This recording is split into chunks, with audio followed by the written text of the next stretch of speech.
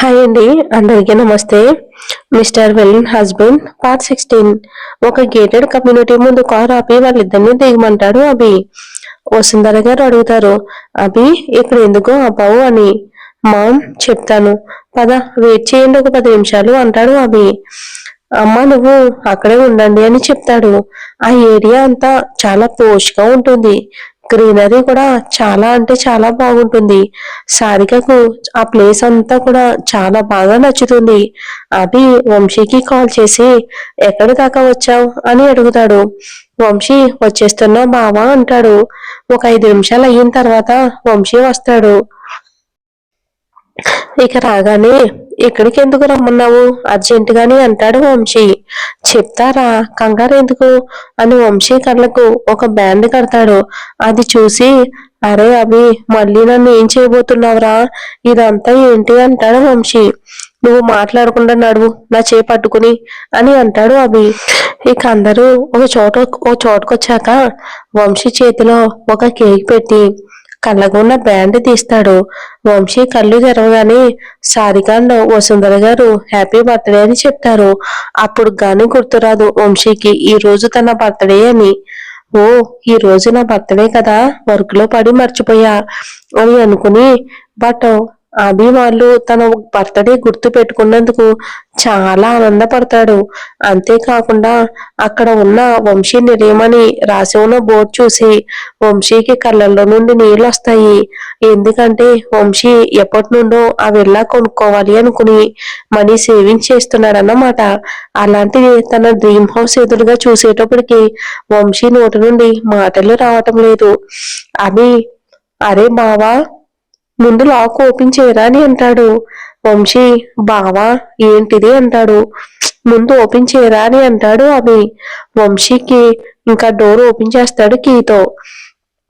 బావా నీ dream house రా, చూడు వెళ్ళి ఎలా ఉందో. ఇంటిని అంతటినీ చూసుకుంటాడు వంశీ. అది తను కలల కన్నా ఇల్లు, అందుకే అంత ఎగ్జైట్ అవుతూ ఉంటాడు వంశీ. వెంటనే అభిని హక్ చేసుకుని ఏడుస్తాడు. వంశీకి మాట్లాడడానికి మాటలు కూడా రావటం లేదు. ఇక అలా హక్ చేసుకుని ఉండిపోతాడు అభిని కాసేపు. అప్పుడు అర్థమవుతుంది సారికకి అభి వంశీకి వెళ్ళ గిఫ్ట్ గా ఇచ్చాడు అని.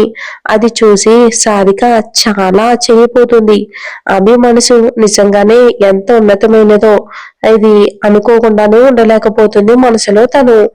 ఎవరికైనా మనకు నచ్చింది కాకుండా వాళ్ళకు నచ్చింది ఇస్తేనే వాళ్ళ కళ్ళల్లో కనబడే ఆనందాన్ని సారిక ఈరోజు వంశీ కళ్ళల్లో చూస్తుంది. నిజమే కదా, సారిక కూడా ఎమోషనల్ అవుతుంది. వాళ్ళిద్దరిని అలా చూసి హ్యాపీగా ఫీల్ అవుతుంది. వంశీ కూడా బాగా ఎమోషనల్ అయిపోతున్నాడు. అక్కడ మూడ్ మార్చడానికని అభి, బావా నీ షర్ట్ కన్నా నా షర్ట్ బాగుందని పాడు చేస్తున్నావు కదా బావా, ఇలా ఏడ్చి అంటాడు అభి. ఆ మాటకు వంశీకి నవ్వొచ్చి అప్పటిదాకా హక్ చేసుకుని అభిని వదిలి కళ్ళు తుడుచుకుని సారీ అభి అంటాడు. అభి అన్న మాటలకు సారిక కూడా లోపలికి నవ్వుకుని పద ముందు అని లోపలికి తీసుకుని వెళ్తాడు. అక్కడ రూమ్ అంతా డెకరేట్ చేసి టేబుల్ పైన కేక్ కూడా ఉంటుంది. నా బర్త్డే అని నాకే గుర్తులేదురా, అయినా ఇది నా డ్రీమ్ విల్లా అని కొనుక్కోవాలని అనుకుంటున్నానని నీకెలా తెలుసురా అని అడుగుతాడు వంశీ అభిని. ఎప్పుడు ది గ్రేట్ వంశీ గారికి మాత్రమే అన్నీ తెలుస్తాయి ఏంట్రా, అప్పుడప్పుడు ఈ అభికి కూడా తెలుస్తాయిలే అని అంటాడు. వసుంధర గారు వాళ్ళిద్దరిని అలా చూసి చాలా అంటే చాలా హ్యాపీగా ఫీల్ అవుతారు. వీళ్ళెప్పుడు ఇలాగే ఉండాలని కోరుకుంటారు మనసులోనే. వంశీ ఆంటీ కాళ్ళకి నమస్కారం చేసి చాలా థ్యాంక్స్ ఆంటీ అంటారు. వసుంధర గారు, ఇల్లు అయిపోయింది వంశీ, నెక్స్ట్ పెళ్లి కూడా త్వరగా చేసుకోవాలి మరి అంటారు వంశీని. వంశీ కూడా మాటయి నవ్వుతాడు. సారిక కూడా తన తెచ్చిన బొకే ఇచ్చి విషెస్ చెప్పి, అన్నయ్య ఇంకాసేపు నువ్వు ఇలాగే కబుర్లు చెప్తే టైం అయిపోతుంది అంటుంది. ఆ మాటకి అందరూ నవ్వుకుంటారు. Vamshi okay okay cake cut చేస్తా పదండి అంటాడు. ఇక కేక్ కట్ చేసి అందరికి పెడతాడు. ఇక వంశీ కేక్ కటింగ్ కూడా అయిపోతుంది. వాట్ నెక్స్ట్ అంటాడు. అభి, వసుంధర గారు కొత్త ఇంట్లో ఇంటి ఆడపిల్ల చేత పాలు పొంగిచ్చి స్వీట్ చేస్తే మంచిది వంశీ అంటారు. తనకి ఎవరూ లేరు కదా అని సైలెంట్ గానే ఉంటాడు వంశీ. సారిక ఇక అది గమనించి, ఏంటని ఆలోచిస్తున్నావు, ఈ చెల్లికి పాలు పొంగిచ్చినందుకు ఏం గిఫ్ట్ ఇవ్వాలనా అని అంటుంది. నీకేం కావాలంటే అదే ఇస్తానమ్మా, ఏం కావాలో చెప్పు అంటాడు.